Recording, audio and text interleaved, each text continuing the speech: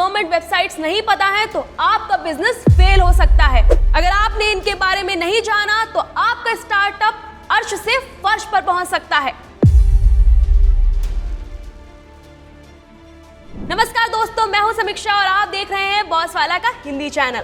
देखिए, हर किसी का सपना होता है अपना बिजनेस शुरू करने का, और आज के टाइम में जो हमारी इंडियन इकोनॉमी इतनी तेजी से ग्रो कर रही है तो बहुत सारे स्टार्टअप्स हमारे इंडिया में आ रहे हैं। लोग बहुत सारा इंटरेस्ट दिखा रहे हैं और बहुत सारे बिजनेस स्टार्ट करना चाह रहे हैं, लेकिन बहुत से लोग ऐसे भी हैं जो चीजों में चूक जाते हैं। लैक ऑफ क्लियरेंस होता है, उनको पता नहीं होता है कि बिजनेस हमने शुरू तो कर दिया है, हम बिजनेस शुरू तो करने वाले हैं, लेकिन कौन सी सरकारी वेबसाइट है जो हमारी मदद कर सकती हैं, हमारे बिजनेस को फंड कर सकती हैं, कैसे क्लियरेंस मिलेगा, कैसे अप्रूवल मिलेगा, बहुत सारी चीजों में दिमाग उलझा रहता है।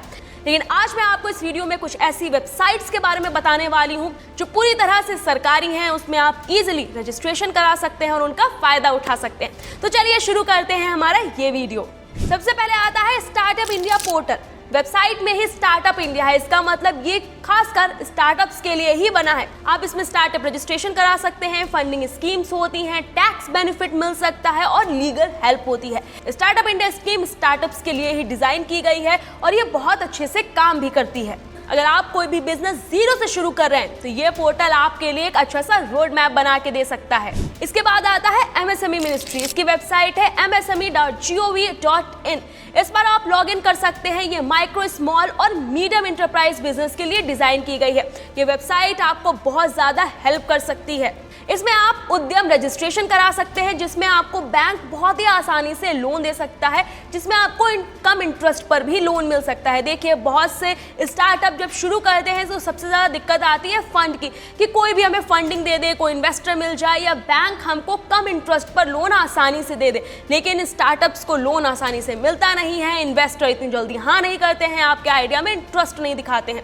तो अपने बिजनेस को जल्दी शुरू करने के लिए आप इस वेबसाइट का यूज़ कर सकते हैं। आपको बहुत ही आसानी से आप उद्यम पोर्टल पर रजिस्ट्रेशन कर सकते हैं। स्टेप बाय स्टेप आप रजिस्ट्रेशन बहुत ही आसानी से कर सकते हैं और इसी के साथ इसका फायदा उठा सकते हैं। इसमें आपको बहुत सारी चीजें मिलती हैं, जैसे कि credit linked capital subsidy, cluster development program और बहुत सारी लोन स्कीम्स। अगर आपका छोटा बिजनेस है या आपने अभी स्टार्ट किया है तो ये आपके लिए एक जीवन दान बन के आ सकता है। इसके बाद आता है नेशनल सिंगल विंडो सिस्टम।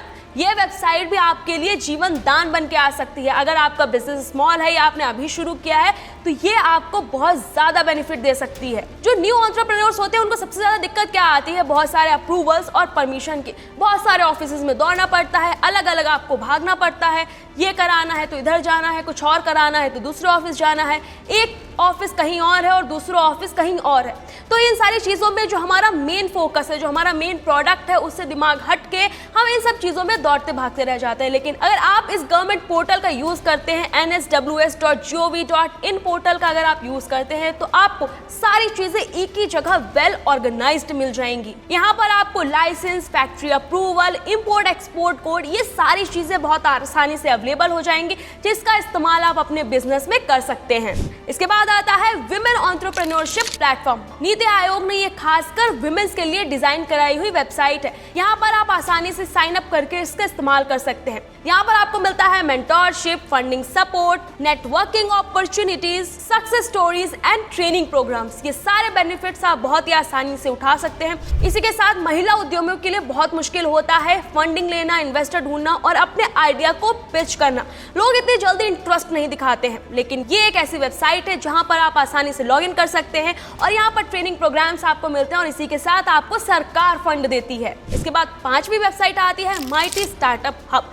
यहाँ पर अगर आप कोई सॉफ्टवेयर कंपनी खोलना चाहते हैं, आप आईटी से रिलेटेड हैं, तो आपके लिए ये वेबसाइट बहुत ज़्यादा बेनिफिशियल हो सकती है। इस वेबसाइट को मिनिस्ट्री ऑफ इलेक्ट्रॉनिक्स और आईटी ने खासकर उन लोगों के लिए, उन युवाओं के लिए डिज़ाइन किया है जो सॉफ्टवेयर में बहुत ज़्यादा इंटरेस्टेड हैं, कोई नया ऐप बनाना चाहते हैं, कुछ बढ़िया अपने इंडिया के लिए लाना चाहते हैं। ये खासकर उनके लिए डिज़ाइन किया गया है जो सॉफ्टवेयर से रिलेटेड है। यहाँ पर आपको मिलता है incubation centre, accelerator program, investor connect और इनोवेशन चैलेंजेस भी आपके सामने आते हैं। यहाँ पर आप चाहें तो इनोवेशन कर सकते हैं, ट्राई कर सकते हैं और सरकार आपको पूरी तरह से सपोर्ट करने वाली है। तो चलिए मैं आपको एक एग्जांपल देती हूँ कि मान लीजिए आपने कोई मोबाइल ऐप बनाया है, तो कैसे आप इन वेबसाइट्स का यूज करके अपने स्टार्टअप को सक्सेसफुल बना सकते हैं। सबसे पहले आप माइटी स्टार्टअप हब से अपनी टेक्नोलॉजी को अप्रूव करा सकते हैं। इसके बाद स्टार्टअप इंडिया में आप रजिस्ट्रेशन करा सकते हैं, टैक्स बेनिफिट ले सकते हैं। इसके बाद आती है NSWS, जहां से आप अप्रूवल ले सकते हैं। फिर आता है WEP, यहां से आपको मेंटोरशिप मिल जाएगी। और उसके बाद आता है MSME, जहां पर आप मैन्युफैक्चर कर सकते हैं। तो इस तरीके से आप आसानी से इन सभी वेबसाइट्स का यूज करके अपना बिजनेस शुरू कर सकते हैं। आप कौन सा बिजनेस शुरू करने वाले हैं मुझे कमेंट करके जरूर बताइएगा। साथ ही ऐसे और भी वीडियोस हम आपके लिए लेकर आते रहेंगे। अगर आपको ये वीडियो अच्छा लगा है तो ज्यादा से ज्यादा लोगों में शेयर करिए, हमारे चैनल को सब्सक्राइब करना ना भूलिएगा। मिलूंगी आपसे नेक्स्ट वीडियो में ऐसी और भी जानकारी के साथ। तब तक के लिए नमस्कार। बॉस वाला, बी द बॉस।